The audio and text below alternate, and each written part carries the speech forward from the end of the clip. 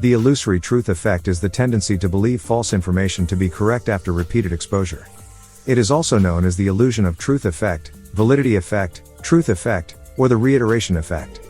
This phenomenon was first identified in a 1977 study at Villanova University and Temple University. When truth is assessed, people rely on whether the information is in line with their understanding or if it feels familiar. The first condition is logical, as people compare new information with what they already know to be true.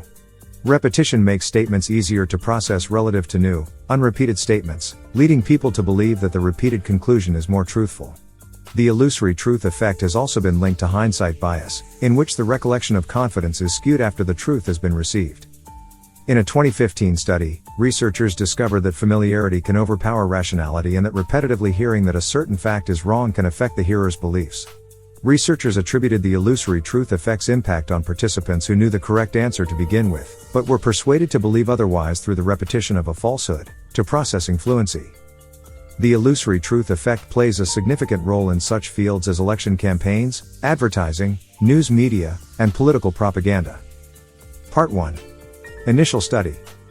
The effect was first named and defined following the results in a study from 1977 at Villanova University and Temple University where participants were asked to rate a series of trivia statements as true or false. On 3 occasions, Lynn Hasher, David Goldstein, and Thomas Topino presented the same group of college students with lists of 60 plausible statements, some of them true and some of them false. The second list was distributed 2 weeks after the first, and the third 2 weeks after that. 20 statements appeared on all 3 lists, the other 40 items on each list were unique to that list. Participants were asked how confident they were of the truth or falsity of the statements, which concerned matters about which they were unlikely to know anything. For example, the first Air Force base was launched in New Mexico, or basketball became an Olympic discipline in 1925. Specifically, the participants were asked to grade their belief in the truth of each statement on a scale of 1 to 7. While the participants' confidence in the truth of the non-repeated statements remained steady, their confidence in the truth of the repeated statements increased from the first to the second and second to third sessions, with an average score for those items rising from 4.2 to 4.6 to 4.7. The conclusion made by the researchers was that repeating a statement makes it more likely to appear factual.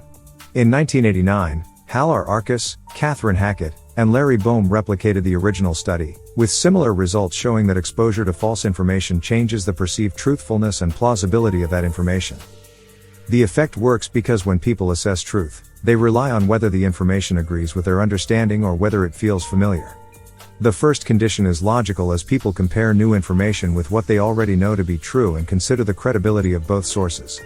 However, researchers discovered that familiarity can overpower rationality, so much so that repetitively hearing that a certain fact is wrong can have a paradoxical effect.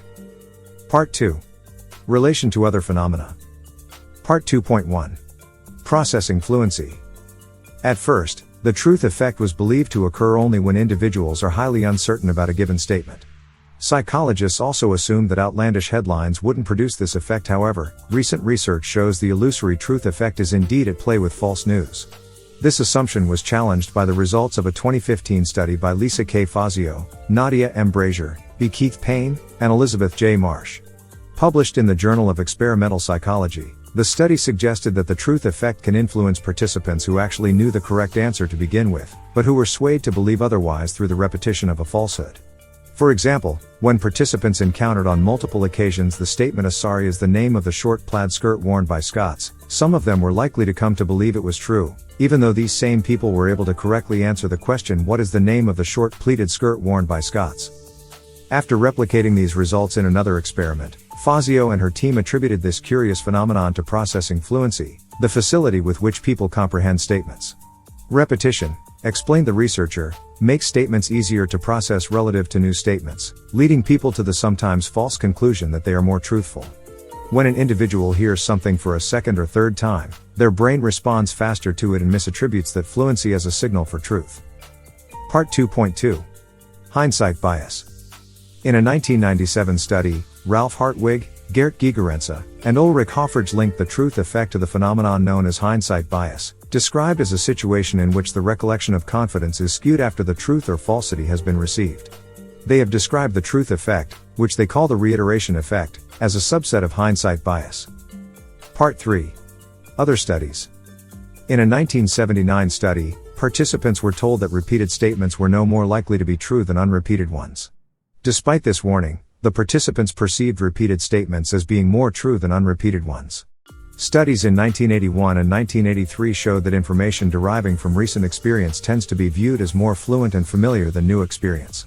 A 2011 study by Jason D. Ozuko and Jonathan Fugelsang built on this finding by demonstrating that, generally speaking, information retrieved from memory is more fluent or familiar than when it was first learned and thus produces an illusion of truth.